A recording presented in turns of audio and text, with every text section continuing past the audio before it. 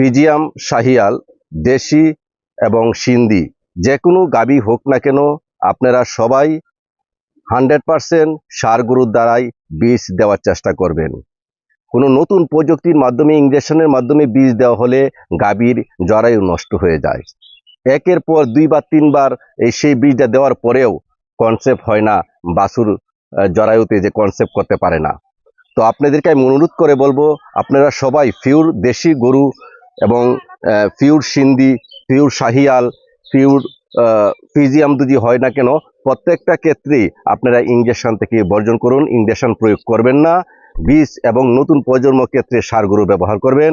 আপনারা সবাই এই ভিডিওটা শেয়ার, লাইক, কমেন্টস করবেন। এমন এক প্রযুক্তি চলে আসছে যে প্রযুক্তি ইঞ্জেকশনের মাধ্যমে তাদেরকে বীজ দিয়ে থাকি।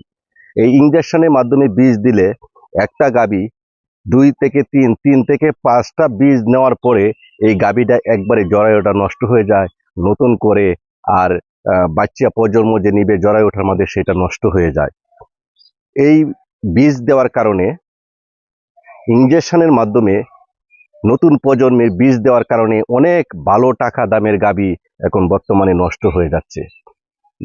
যারা পারেন আমি আপনাদেরকে অনুরোধ করে বলবো, নতুন প্রজন্ম যারা দিতে চান গাভীর উপরে, নতুন প্রজন্ম দেওয়ার সময় অবশ্যই সার গরুর ধারার নতুন প্রজন্মটা দেওয়ার চেষ্টা করবেন। আর বীজের মাধ্যমে যারা দেন, ইঞ্জেকশনের মাধ্যমে যারা দেন, এটা গাভীর যথেষ্ট পরিমাণ ক্ষতি হয়। 1 বা 2 বা 3 বার যখন একটা ইঞ্জেকশনের মাধ্যমে সেই প্রজন্মটা দেওয়া হয় তখন কিন্তু তার জরায়ুতে বিভিন্ন ধরনের সমস্যা দেখা দেয়। মিনিমাম 5 থেকে 7টা, সর্বোচ্চ 5 থেকে 7টা ইঞ্জেকশনের মাধ্যমে নতুন প্রজন্ম একটা গাভী নিতে পারবে।